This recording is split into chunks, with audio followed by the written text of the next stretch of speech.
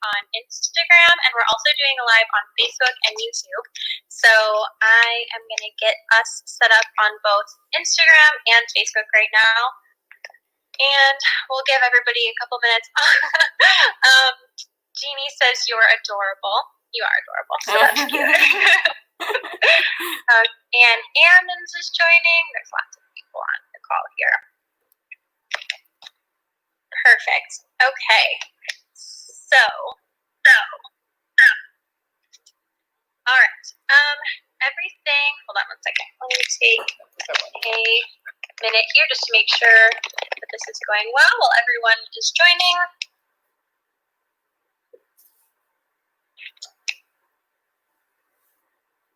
Look at all these people. Okay, so I guess let's get started, Eleni, and you can tell me. I'm so excited to have you here on the Fork Live.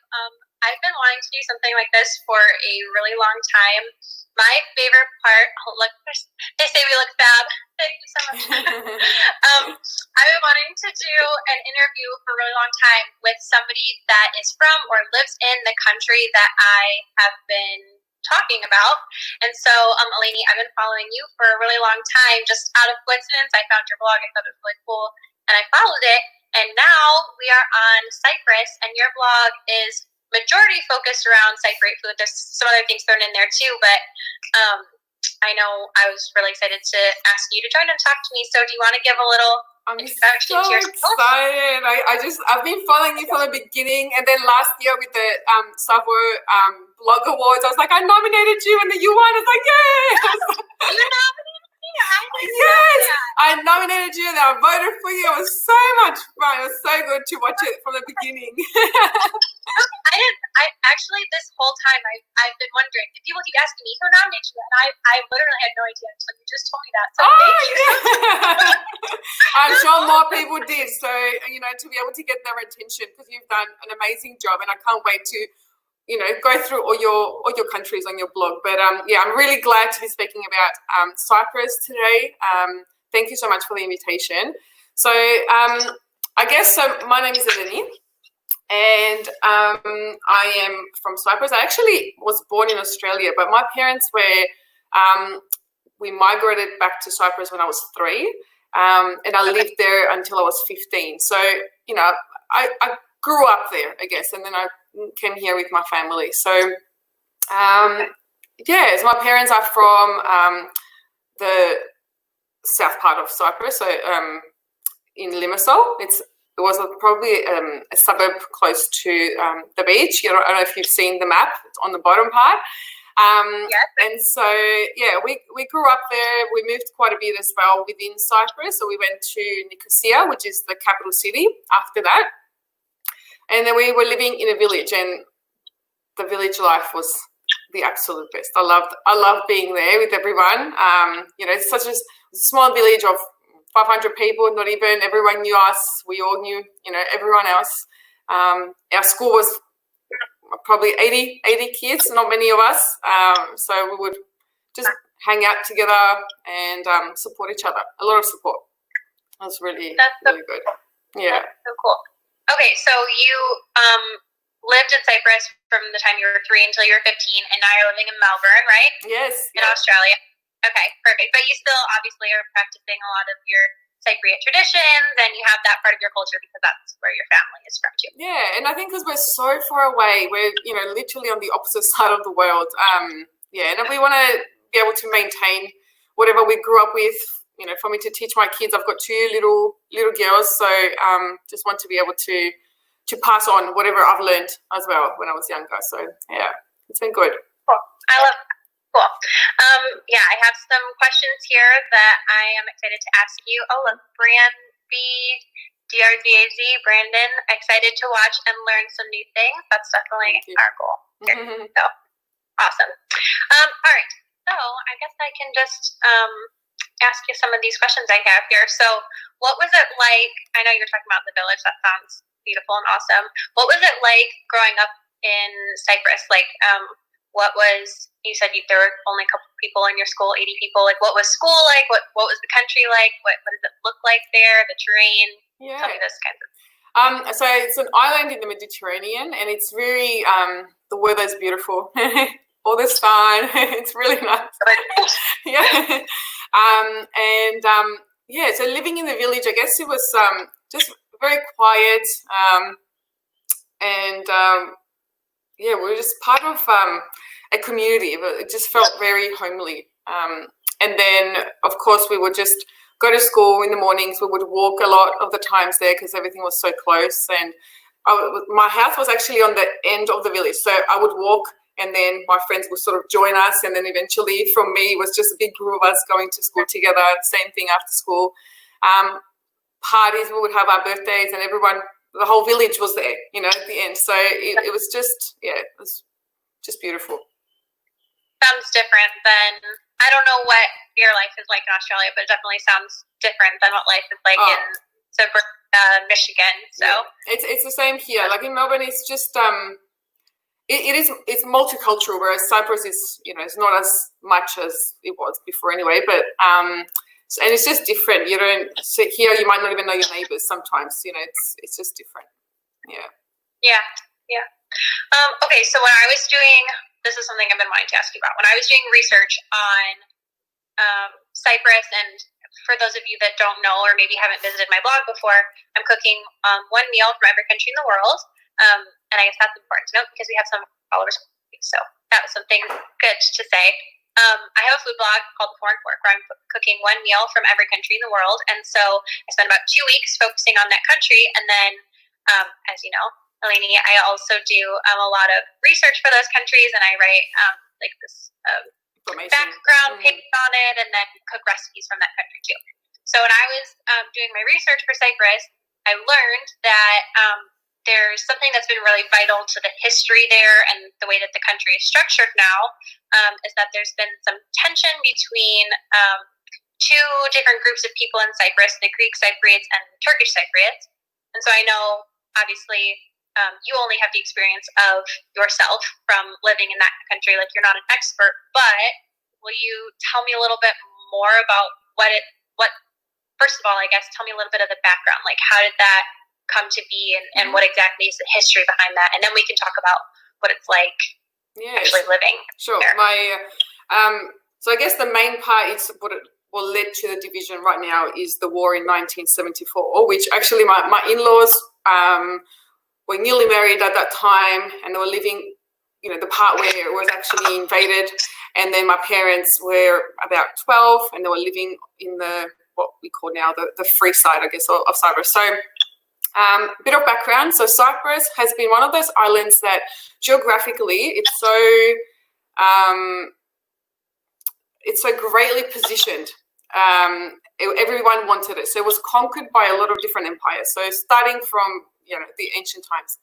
I guess where it all started and the influences that we have, even in our food now and in our culture. So probably I think in the 1500s, it was conquered by the Ottoman Empire. So during that time, a lot of people came from Turkey and they settled into Cyprus, and everyone was sort of living in harmony at that point. There was no issues, and then in about the end of 1800s, it was then occupied by Great Britain, which. Okay.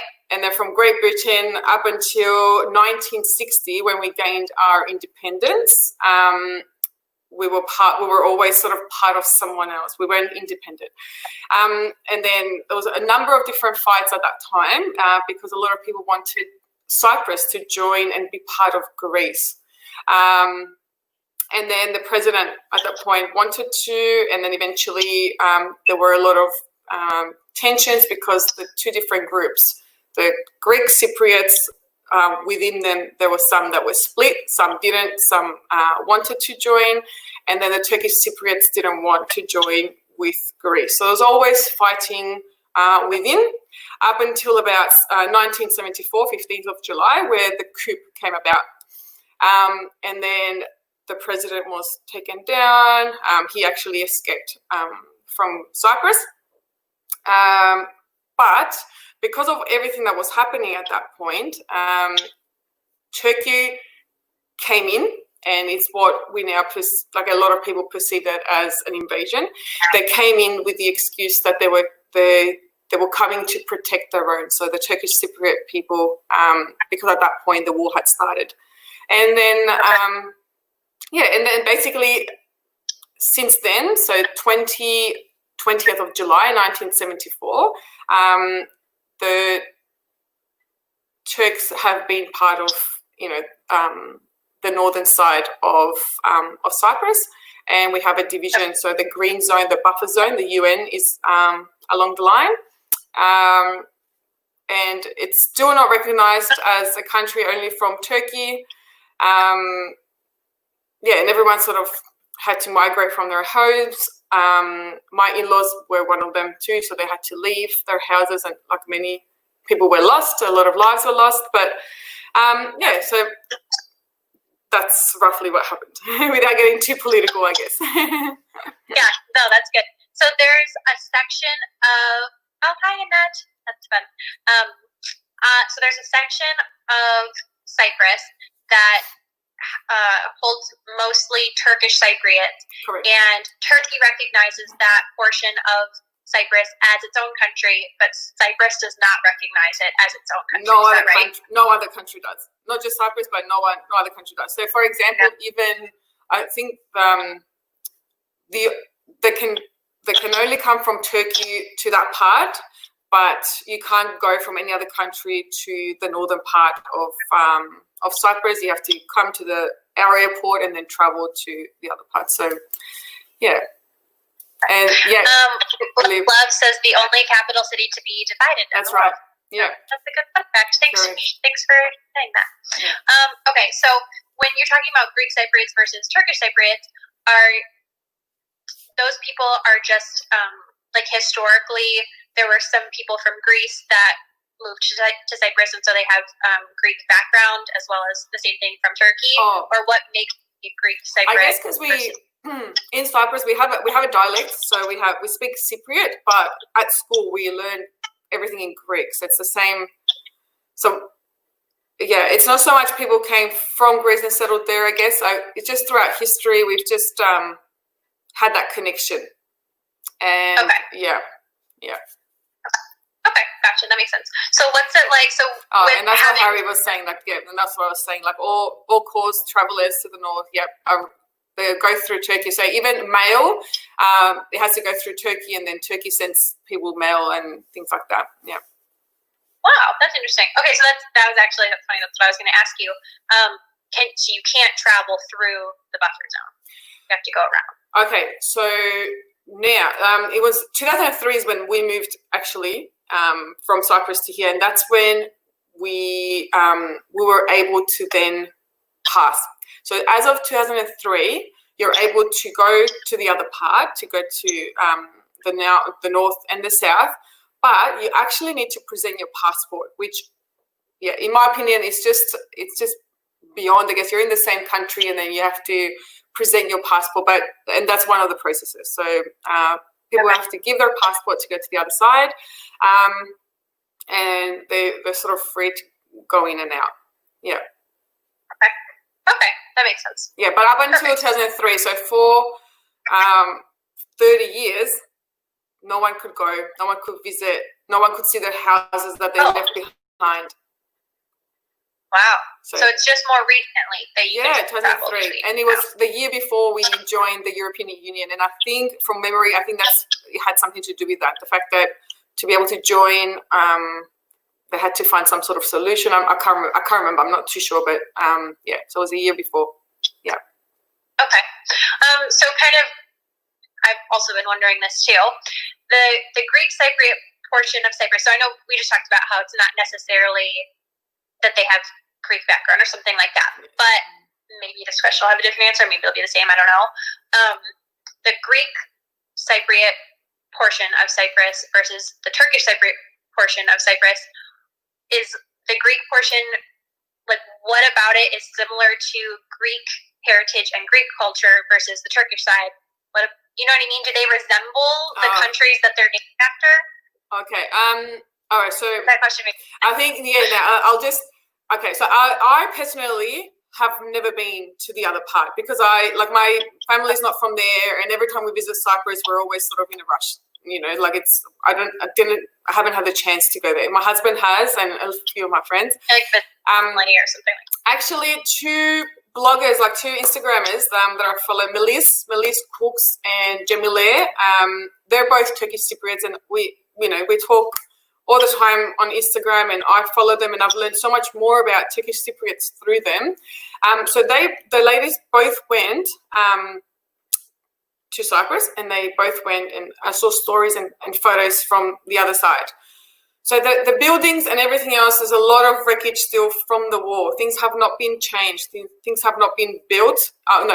Things have been built, but things haven't been fixed. As people's houses are still the same. Like it's not as developed, I guess, as the Greek Cypriot because of funding, the government. It's just as it was. If anything, I've seen they've done hotels and casinos and things like that.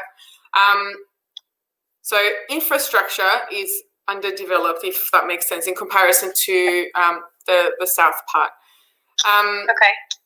But yeah, Turkish Cypriots have got their delis there. They have their shops, their restaurants. So they've been able to, I guess, maintain their own culture through that way. And then we've got ours on the other side. So yeah, was that the question? Sort of did that answer the question? Yeah. Yeah, that makes sense. Is there any visible tension or anything like that between the Greek Cypriots and the Turkish Cypriots, or is it everybody's kind of laid back? I guess especially up until the borders didn't open, and that's before we left. So I can only speak from my experience. I don't remember it being. Everyone was sort of keeping to their own. Everything was just getting along, and we sort of left the governments to deal with all the everything else. But yeah, I think that everyone just there's no visible fighting every day and riots. It's not like that. No. Okay, so it's more like a governmental. It tends to feel a little bit more on the governmental side than it does on like your everyday personal side. Okay, cool. Also, I didn't mention this, but for anybody watching, if you have any questions for Eleni too, you can put them in the chat, and we'll scroll through when we have some time, hopefully at the end or as we're reading or as we're talking, and hopefully we can get to some questions too that you guys have because I want to get interact. Harry was just saying that the gas issue now is in the sea, starting problems mainly with Turkey. So there's a lot of natural gas sources on both parts, but mainly on the northern part. So it has impacted the delays that are happening with finding a solution because, they want to keep the resources to themselves, if that makes sense. If they're able to be, Yeah, okay. Let's see, there's a comment here. Turkish and Greek Cypriots have some similar cultural traditions, as many did live peacefully throughout together before Turkish government encouraged land Turks to move to Cyprus. Yeah, which I think we're going to talk about when it comes to food, especially. You'll see. So yeah. I'm excited to talk to you about the food. So first of all, that was a good transition because I really want to talk to you about the food. Obviously, we're both food bloggers, so that's the part that we are very, very passionate about. So tell me first about your blog. So your blog is My Family's Food Diary. So give me a little background on why you started your blog, what your blog is centered on, and what the focus of it is, and give me a little background first there. Yeah. Okay. So I started, I guess, I've always been cooking all my life. I've always been, love it, being in the kitchen, learning and so forth. Yeah, we're all same. Yeah. And and I think similar situation as you actually, you were put in a position and then that sort of created, so you were in Italy, if I remember correctly, and then, and then you wanted to sort of do more about it, and then you traveled Europe and things like that, and that was your focus about the different countries. So I guess in a similar way for me, I had my second daughter and I was on maternity leave, and then, the baby sleep a lot of the time. So I was just, in the kitchen more, posting more things on my Instagram. And then it's sort of a lot of my friends said, what if you do something else with it, make a page or, share your recipes and so forth. And I guess that's how the idea started.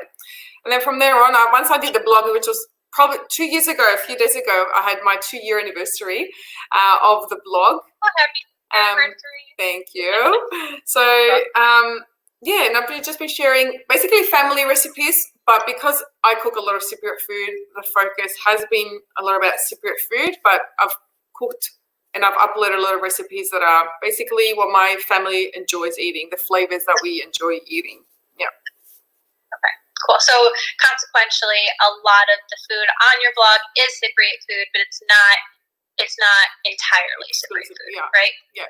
And I think the thing is, a lot of the Cypriot food has been getting more traction, which is fine. A lot of people want to see, which is, I guess it's where it's been missing, especially for us living overseas. We find food and cooking, especially the traditional food, our connection to the motherland, if that makes sense. We, yeah. So we live through that. Yeah.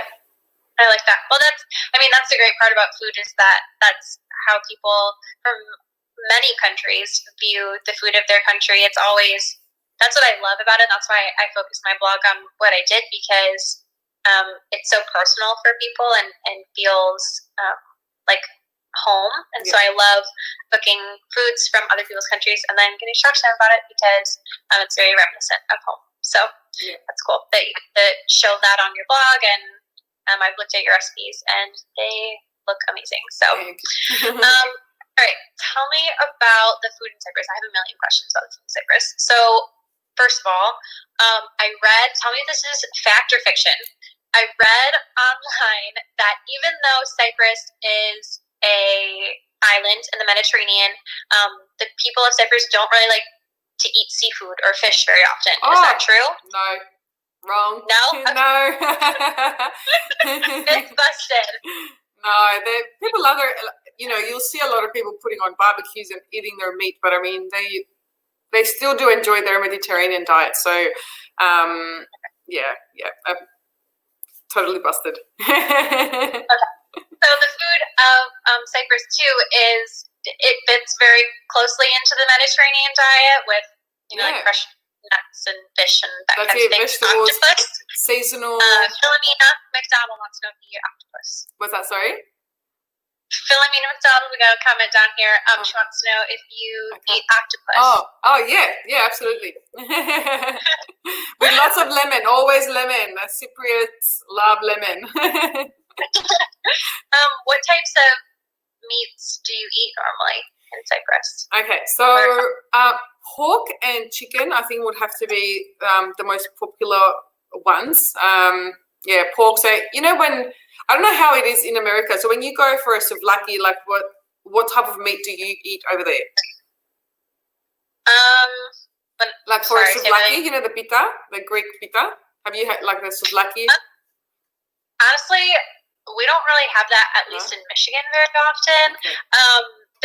I think it's normally chicken. People put chicken in it, and sometimes pork, but I don't know if that's accurate or not. No, that's fine. No, because the thing is with here, like being in Melbourne, a lot of the Greek restaurants, they offer lamb, which is not like we eat lamb. That's fine, but I think we sort of very get lamb.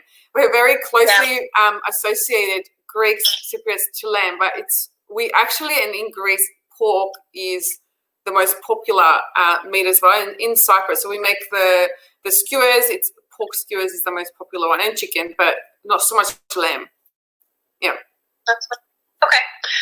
What types of vegetables are common there, or fruits? Like produce? What's your produce like? I love, by the way, I love going to other countries and trying the produce that does not exist in America. It's so much fun. So tell me what types of produce you eat there. So I guess cucumbers, tomatoes, and all that. That's the standard. But they eat a lot of seasonal, fresh produce. And when it comes to things like, have you heard of colabri? What we call columbra. It's like a type of cabbage, but it looks like a radish, a large radish. Columbra. So it's got a bit of the aftertaste of a cabbage and a turnip. But again, we put lots of lemon on it, salt, and then we just we eat it all like that, raw. What others? Anything fresh. I guess peas, just trying to think, beans. We eat a lot of like the long steak beans. Taro. Have you heard of taro before? I've heard of it, but I have never had it, and I actually don't even really know what it is. It just sounds familiar to me. Yeah, so taro kulumbra, yeah, that's what, thanks, Deb. Yes. Taro is what we call kolokasi, and it's a type of starchy, rich vegetable. It's not exactly like a potato. It's got a different sort of texture and different way of preparing it. And Fijians, Indians also have it, but the species that we use is a bit different, the type. Yeah. Coriander, yes, the herbs. We eat a lot of coriander, parsley. Yeah. Greeks tend to have like a lot of more dill, whereas we like more parsley as a herb. Yeah. Coriander. Oh, cilantro. You call it cilantro. Oh, cilantro. Yeah. I want to make sure I'm not anything. Yeah. But yes, I just Googled it. It's the same thing. Yeah. Hi, Jeanette. Thanks for watching. We call it cilantro here, but yes, same thing. We like that here too. Yeah. Okay. So what kinds of things, like what's a normal breakfast in Cyprus or a normal dinner? I guess they eat dinner very late. Whenever we go there, like we're always eating out on the porch, and it's already very, very dark. But I guess breakfast, like I remember whenever we used to go to my grandparents' house, they would actually sort of lay out a lot of different things on the table. We had a variety, but it was the most simple of things, like halloumi cheese, other different cheeses, just boiled egg, tomato, cucumber, some bread, jam. So it's just very simple, but yeah, just a variety. And I guess it goes with the Mediterranean diet. You know, you just eat simple, clean from the different food groups. Yeah. And then a watermelon. Karpuz, if you haven't had watermelon and halloumi, you need to have that combination, please. Together? Yes, it's a must, especially in summertime. I think that's probably like a snack, breakfast, all day type of dish. Halloumi and watermelon. I'm excited. Halloumi is going to be a whole other conversation that we have later on in this, because I have just tried it for the first time when I was recipe testing, and I'm obsessed. So we're going to have to talk about halloumi a little bit later. Yeah. So that was a normal dinner, right? Like, what kinds of things do you have for breakfast? Does it differ at all? Oh, so that was. Thanks for watching. Hi. Yeah, so that was breakfast. So I guess dinner you eat like the. If you think about the Mediterranean, no, that's okay. If you think about the Mediterranean diet, we eat a lot of legumes like lentils, beans, peas, meat, red meat as well, but you know, not so much as chicken, for example, fish. Yeah. Okay. Yeah. Do you have a favorite? What's your favorite dinner or favorite food, I guess, from Cyprus in general? Oh, actually, I should have that photo. Okay, so I should have sent you that photo as well. So so it's called afelia, and afelia is pork pieces marinated in wine and coriander seeds. So we love coriander, dry or fresh, cilantro, and then that must be one of my favorite type of food. So pork marinated in wine and coriander, so simple to make as well, and just yum. And just shallow fried. Shallow fried. Oh, what'd you say? Shallow fried? Yeah. That sounds good. Yeah. That sounds really good. I'm never really a pork person, but I know that there are a lot of other ways to prepare it than what I've grown up eating pork. So things like that make me want to experiment and try it, because it sounds really good. Is there any food that you eat when you go to Cyprus, or that you ate growing up in Cyprus, that you can't find anywhere else in the world, or like no other country does it right when they're trying to recreate it? Do you know what I mean? I think so. We're very lucky in Australia, and I think that's to have a lot of Mediterranean shops where we can get the Cypriot Greek products quite easily. So prepared products we can get. I think one thing I really miss is lunza, and lunza is cured. It's a deli meat, so it's cured pork. Again, with wine and coriander. So very, very popular combination. And I don't know if it means I love my wine, but in food as well. Yeah, so lunza is a cured smoked piece of meat, which I haven't found a lot of people making it here. If anything, I've just sort of found a cheat way of getting it at the deli. And in Cyprus, what's very popular is this Cypriot sandwich, which is in a roll and it's toasted and it has lunza, tomato, cucumber, and halloumi grilled, and it's just like the best sandwich ever. So that flavor, and just that. Yeah, I really miss lunza. I've never, if it's clear, I've never been to Cyprus before, but all this talk of you have to go. I mean, there's many reasons why I want to visit, but specifically, all of the talk of food is making me want to visit there. Any other any other recipes from Cyprus that anything else you wouldn't find? I think you were talking about when we were talking before, we were talking about this gelatin. Oh, that was one of the so I guess that was one of the dishes that you'll find in Cyprus. I am not a big fan. I think just because of the idea, I think, but it's called zalatina, and zalatina is from the word. That's it. That one. So zalatina is like a jelly type of savory dish, which is made with pork usually. You boil the pork head and the trotters, and then you let it become tender. So for about 3-4 hours, you let the meat become tender. You take the meat out, and then you pull the meat pieces apart, and you sort of discard the bones. And then you return the boiling water on the stove to reduce even further, and that concentrates the gelatin that is released from the bones of the meat. So then you pour it on top of the meat pieces that you've already sort of pulled apart, and you let it cool, and it sets like a jelly.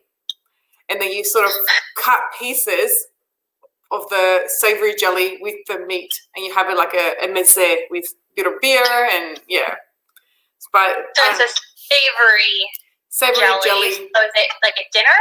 Is it? No, it's like a meze. Like you just pick it. You have people over. I wouldn't just have that for dinner, but you sort of have it as a side, I guess. Yeah, with just some other. Yeah, some people would have it as a main, I guess. I don't know, but I just. I don't know. You bow out of that one. I can't. No. Would you ever make that recipe on your blog? I think I'll try, because I know my dad loves it, but I am my father-in-law, but it's not something that I would eat. So I'll do it just to have it up there too, I guess, and then I can have my taste testers take it home. Okay, perfect. Okay. Oh, one other thing that I wanted to ask you, I was talking to my cousin today, and he knew I wanted to do this. Oh, first of all, I'm going to ask this question. Matt says, what are some desserts from Cyprus? Oh, that's great. Actually, I can't believe I forgot dessert. What? So a lot of them are. Oh, sorry, hold on, my battery. Hold on 1 second. That's it. No worries. So a lot of desserts that we have are actually common in Greece also. So we have the galaktoboureko, which is like a milk custard with semolina. Some make it with corn flour too, in a phyllo. We have shushuko, which is like made with the juice of grapes, and then it sort of sets when it cools down, so reduced, we also make palouze, again with the grape juice and some nuts. Risotto, which is rice pudding with cinnamon. And a lot of, like I said before, a lot of similarities with the Greek desserts also. Yeah. So I have something on my content calendar, and I'm going to be honest with you, I have no idea how to pronounce it. So I'm going to try, and first of all, tell me if this is more of a Greek dessert, or if it's more of a, if I can make it for Cyprus as well, and also tell me if I'm pronouncing it correctly. Kadaifi? Kataifi. So Kadaifi. yeah, lukumades. Okay. Yeah, that's it. Lukumades. I eat lukumades. Lukumades. I think I saw that on your list actually. Yeah, you're making lukumades. It's called kataifi. So the A and the I, kataifi. Yeah. Okay. Yeah. So you tell me more about that dish. What is that? So it's made with kataifi, like the strings of pastry, and you roll it with some nuts, and then you put syrup on top once it's baked. So I guess that we make it also in Cyprus. I would probably say that that's probably one of the typical Greek dessert. Stephanie says shamishi. Yes, I love shamishi. So that's fried parcels with semolina like filling with rose water. Okay. So we love, and I think a lot of our desserts and a lot of our dishes are influenced from the Middle East because we were occupied, for so many years. But we use rose water quite a lot as well. So that's really beautiful flavorings. Yeah. Okay. Yeah. Somebody mentioned lucumades too, and I had lucumades, which for those of you that don't know, they're little donuts. They kind of look like donut holes that we get in Michigan. They kind of look like donut holes, but they're donuts that are really puffy on the inside, and then you pretty much douse them in honey and walnut wine. Mm-hmm. Yeah. I tested those for the blog. Nick says yes. My friend Nick, he actually was there. Actually, I don't know if he was there when I was testing the lucumades, but I have been talking about them a lot because I am obsessed. Did you get the technique right? How did you do the hand, or did you use a different way of doing it? How did you scoop them? I had an ice cream scooper or like a cookie dough scooper, and I used that. But in between each scoop, I dunked it in water because if I didn't, it was all sticking to the cookie dough scoop. So I had like a little bowl of water and then the dough, and I just like dunked it in water a little bit to grease it up. So you can do that, or oil. Oil works as well. So if you oil would be a good idea too. Yeah, those are delicious. I really enjoyed that. And I'd eaten lucumades when I went to Greece when I was backpacking a couple of years ago, and so I was originally planning to make them for when I cooked Greece, but then Cyprus came up first, and in my showed me that lucumades were part of Cyprus as well, and I was like, I can't wait until Greece. I'm going to make them for Cyprus. Yeah, we make them too. Like a lot of festivals, you'll see the big pots and, with the women making it at festivals in Cyprus. Yeah, we love them. Yeah. That's very cool. Okay, so this is the other question. Look, here we go. Harry. Thanks, Harry. Your ideas are great. I kept forgetting all these desserts. Lukumi, which is, I guess we have lukumi and we have it's like Turkish delights, but yeah, so same concept when it's powdered with the icing sugar. Yeah, lukumi. Yeah, we make them Turkish delight. I don't think I've ever had a Turkish delight. It's kind of jelly-ish, a little bit, right? Like fruity and. Mm-hmm. Okay. So that's good. That's a good segue. What is the food different in the Greek Cypriot portion of Cyprus as opposed to the Turkish Cypriot portion? Yeah. My cousin asked me this. Yeah, no, that's fine. So, okay. So, like I said before, because we've sort of been impacted and conquered a lot, so we actually have quite a lot of similarities with our food. And as I was saying before, watching Melis Cooks and Cemile's Kitchen, both of those ladies are Turkish Cypriots. So through them, I was able to actually see a lot more similarities to our food and differences also. So for example, if you think about stuffed vegetables or vine leaves, you've had them before, dolmades and yemistar. So that's something that Greeks, Greek Cypriots, Greeks and Turkish Cypriots have in common. So we like to stuff the vegetables with rice and mince and so forth. I guess the differences would be between the three is the flavors that I use. So Greeks use a lot of dill. Some, I think, a lot of them also just make it just with rice, so not so much meat. In us, the Greek Cypriots, we use a lot of mint. Pork is one of the meats that we choose to use, pork mince. Dry mint, fresh mint, parsley. Pork mince, you said? Pork mince as in like ground pork? Yes, ground pork, yeah. And then Turkish Cypriots, use meat as well, but they would use mint, parsley, dry mint, and so forth. But they would choose beef or lamb as part of their dishes, not pork. As opposed to pork. Okay. Yeah, that makes sense. So, hi Valentina. So a lot of similarities. Our presentation, spinach pie. Yes, we do make spinach pie. So spanakopita. Yeah, we make it also with feta, with fresh spinach. Yeah. Nick says his mouth is watering. Mine is too, Nick. And spinach pie, my aunt makes an incredible spinach pie. So I actually didn't get to try spinach pie on my travels in like the Mediterranean areas, but I'm sure it would be absolutely delicious there. The fillet is so nice and crispy. It's delicious. Yeah. Okay, let's talk about halloumi, please. Okay. Because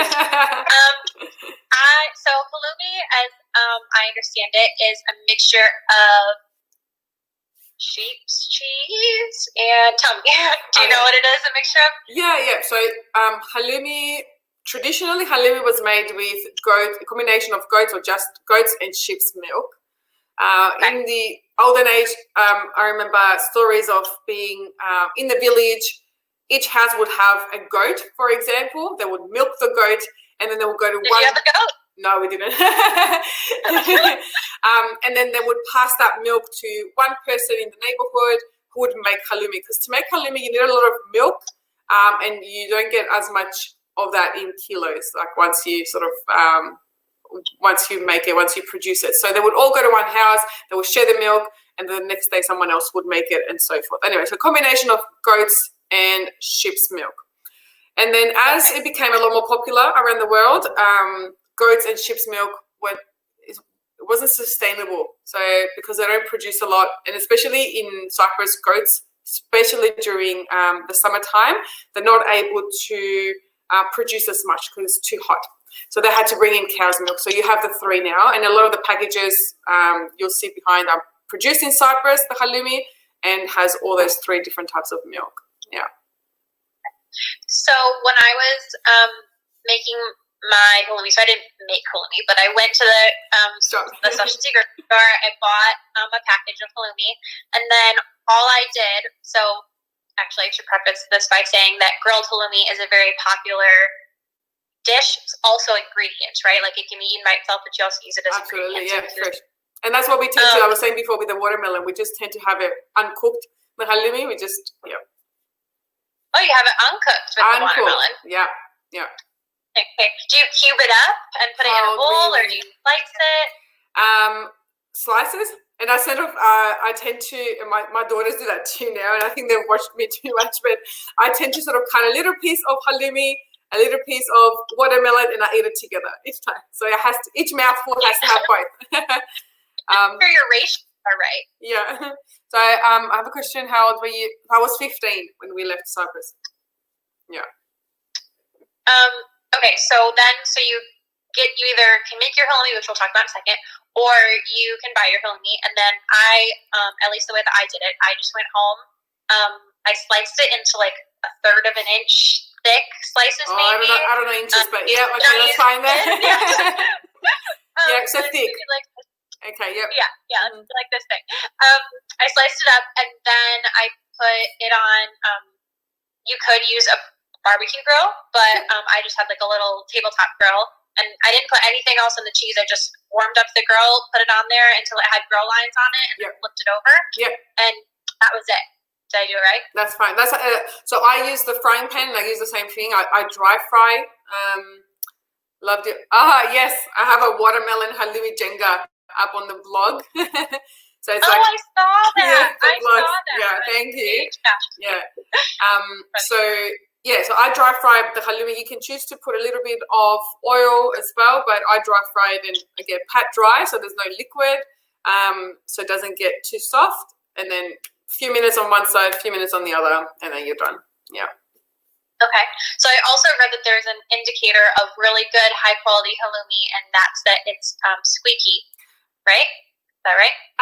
Or is that you know what? I think it's some people like it squeaky, but I think it comes down to now, okay, so I'm just going to try and explain. So when we went to Cyprus, for example, my husband's auntie makes it, and they don't use cow's milk.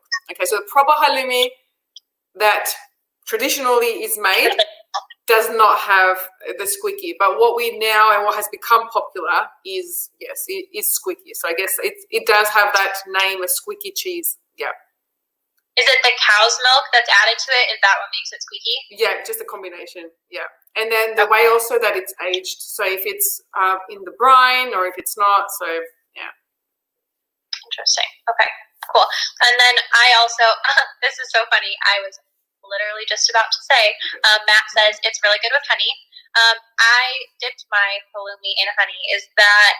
Do people do that, or was that just strange? No. It sounded good. A little sweet, a little salty. It sounded good, so I tried it. I love that too. Like, I love the combination of sweet and savory. We tend to have lemon squeezed on it. That's fine. So the other day I posted actually a new recipe with kataifi, and it had I had halloumi as part of it, and then with syrup on top. So I like the combination of the sweet and savory. But in Cyprus, they just tend to just squeeze of lemon, and yeah, that's it. Okay. So I saw on your blog you have some personal experience with halloumi. You're part of a halloumi festival, right? I saw that you've posted a lot about that. So I guess tell me a little bit about those other things that you've been a part of. Yeah. So I think it was last November now. So last November in Melbourne, we have a community. So we have a couple of Cypriot communities. So one of the Cyprus communities was able to hold a festival all about halloumi. So it was the second year that it was done, actually. And then as part of that presentation, as part of that process, we were able to make halloumi on the spot. So we did 2 different live halloumi making sessions on each day. And then there was a team of people that were making halloumi, and I was talking, about the process and what the steps were, answering questions. I was a bit of a MC, I guess, on the day. And so that was pretty cool because I was very honored. I've been part of the Cyprus community since when we were first moved here, dancing. I was part of the Cypriot dancing group and so forth. So it was nice that they asked me to be there and present. So we did that. And then also back in February with the other the Cypriot youth group of Melbourne, I was so excited to be able to hold an event with them. So we did a Cypriot event where we cooked for 200. Yeah. Facebook. We cooked for 250 people. My recipes, we had the girls here a couple of days. We were prepping. We had a whole buffet of food, just Cypriot traditional dishes, and the feedback was absolutely heartwarming. Like everyone really enjoyed it. I was very happy with all the positive feedback. Cool. Yeah. Is there a big Cypriot community in Australia? Is there? Yeah, there's a lot of us. Yeah, Greek Cypriots as well. Turkish Cypriot. Like there's a lot of people. Even I think the events that we tend to have, everyone sort of goes to. So then you meet. Kind of all get to know each other. Yes, yeah. But there's a lot of us. Yeah, and we're all spread out. There used to be sort of a suburb where a lot of them would go to. Specifically, and they would all be together, and that's where a lot of our churches, I guess, were built.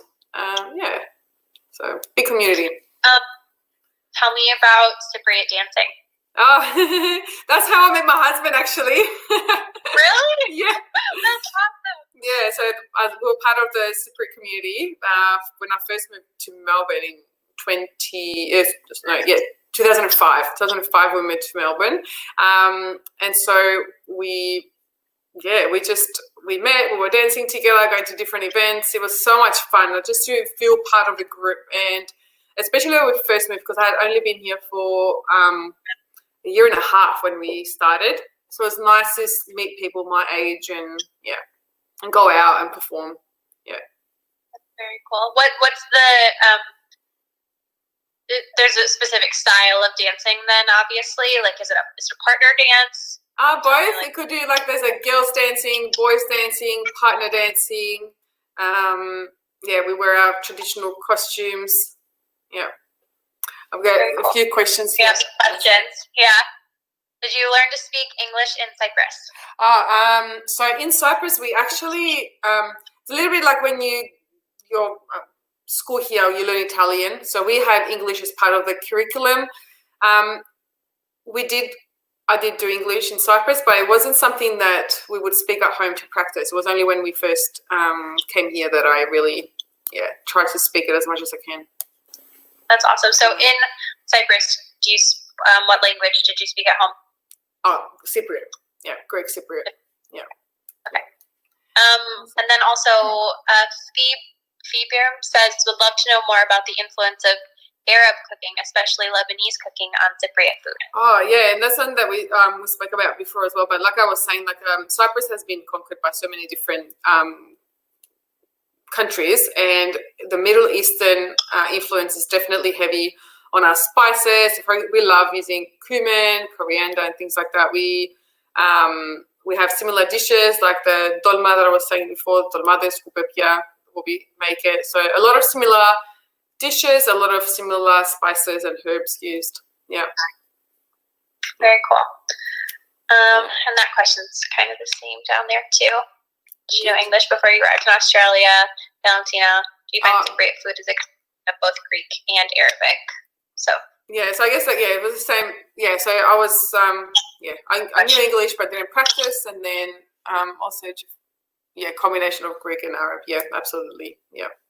Very cool.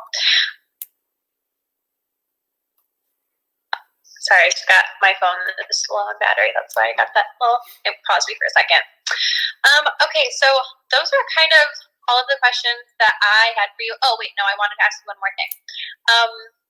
There was one other question that I wanted to ask you, because I also read that when I was learning about Cypriot traditions and holidays and things like that, I read that Easter was the most popular, most widely celebrated holiday in Cyprus. Probably one of my favorites myself. I love Easter time, and we were so lucky. Last year was the last time I went to Cyprus actually, and it was Easter time, and I hadn't been there at Easter since we left, so since 2003. So it was just so nice to just go to church and being with your family and just do what we would typically do. So the Holy Week of Easter, every night there's a different focus, and just feel part of the group.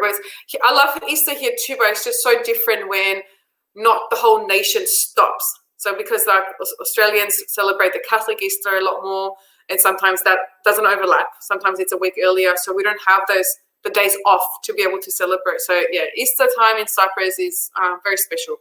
It's one of my favorite times. Yeah. Flaunes, we make flaunes, and that's why I was just going on to the flaunes. So we make a Cypriot pastry during Easter time, where it is it's stuffed with lots of eggs and cheese, and sometimes sultanas if people like, and that's what we make during Easter time. So flaunes, yeah. Wow, very cool. That sounds delicious. All right, so now that actually was all the questions I had for you. So if anybody else has any more questions, you can ask them for Eleni. And while we're waiting to see if anybody else has any more questions, can you tell Australians go to Bunnings for Easter? No. Because Bunnings is like a hardware shop, but they tend to cook sausages outside on the barbecue and for donations. And Aussies do like their barbecues and their sausages. Yeah. That's hilarious. Okay, so where can my followers that are watching this, where can they find you? What's your Instagram's connected to this, but tell me your Instagram handle, if you're on Facebook or YouTube, your website, all that stuff. Yeah, so Instagram here, same name for my Facebook, so same My Family's Food Diary, and the website again, myfamiliesfooddiary.com, so all the same name. And so I have the 3 areas. I do have Pinterest, and YouTube is not very popular. I just sort of have it just so I can upload things on the blog, but it's not something that I focus on. Yeah. Okay, sounds good. What is your favorite Cypriot dessert? I know we talked about desserts, but what's your ultimate favorite? Dashi nobita would have to be. Dashi nobita is tahini pie.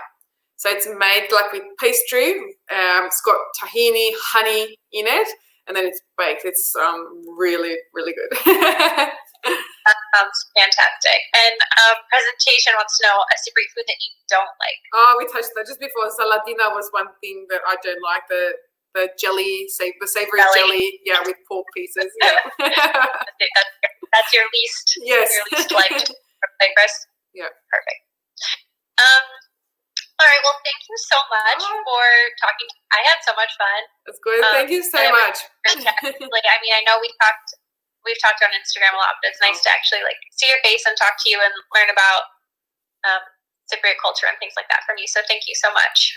Thanks for having me, and I wish you all the best. I can't wait to see your recipes when you post them this week on halloumi and everything else. So now you know how to say kataifi.